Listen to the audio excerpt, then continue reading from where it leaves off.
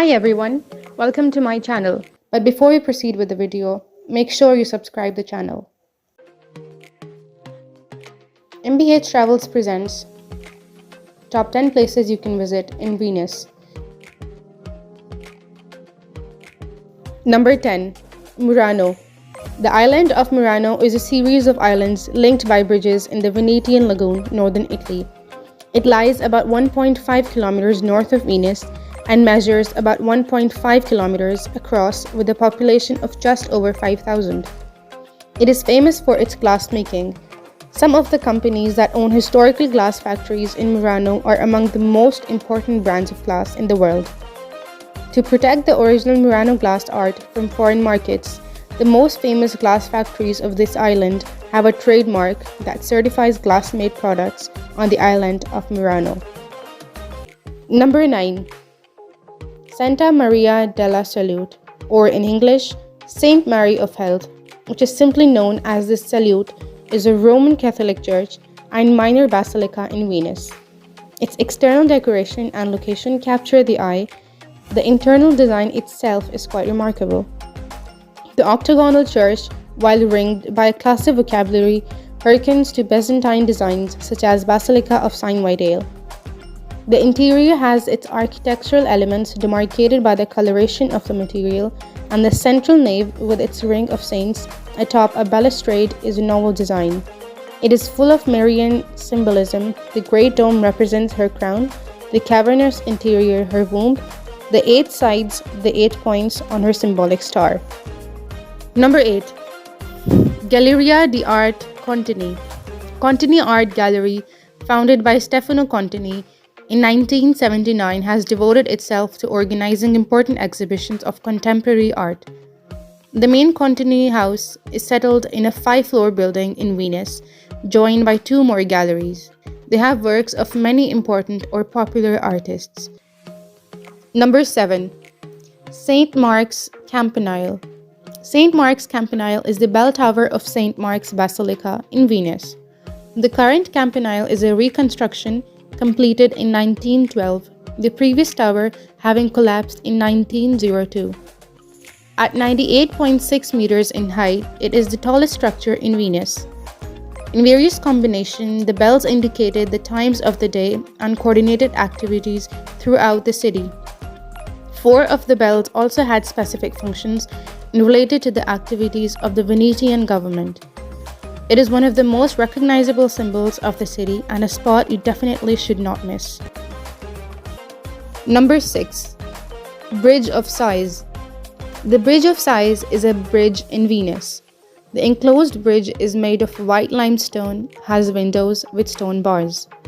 The enclosed passageway was named for the size of the prisoners who passed over it. If you're looking for the best bridge to see on your next trip, the Bridge of Sighs surely makes the list. Number 5. Doge's Palace. The Doge's Palace is a palace built in Venetian Gothic style and one of the main landmarks of the city of Venice in northern Italy. The palace was the residence of the Doge of Venice, the supreme authority of the former Republic of Venice. It was built in 1340 and extended and modified in the following centuries. The north side of the courtyard is closed by a junction between the palace and Mark's Basilica, which used to be the Doge's chapel. At the center of the courtyard stand 2 wellheads dating from the mid-16th century. Doge's Palace is absolutely worth a visit, even if you only have a day in Venice. Number 4. Ponte di Rialto. The Rialto is the oldest of the 4 bridges spanning the Grand Canal in Venice, Italy. Connecting the districts of San Marco and San Polo, it has been rebuilt several times since its first construction as a pontoon bridge in 1173 and is now a significant tourist attraction in the city. The current structure was built in just 3 years between 1588 and 1591 as a permanent replacement for a boat bridge and 3 wooden bridges that had spanned the Grand Canal at various times since the 12th century. It remained the only way to cross the Grand Canal on foot until the Accademia Bridge was built in 1854. Number 3. St. Mark's Basilica. St. Mark's Basilica is one of the most visited sites in Venice, but with a history that stretches all the way back to the 9th century AD. It is also a church with a lot of interesting stories and legends behind it. While at sea, a storm almost drowned the grave robbers and their precious cargo. It is said that St. Mark himself appeared to the captain and told him to lower the sails. The ship was saved, and the merchants said they owed their safety to the miracle.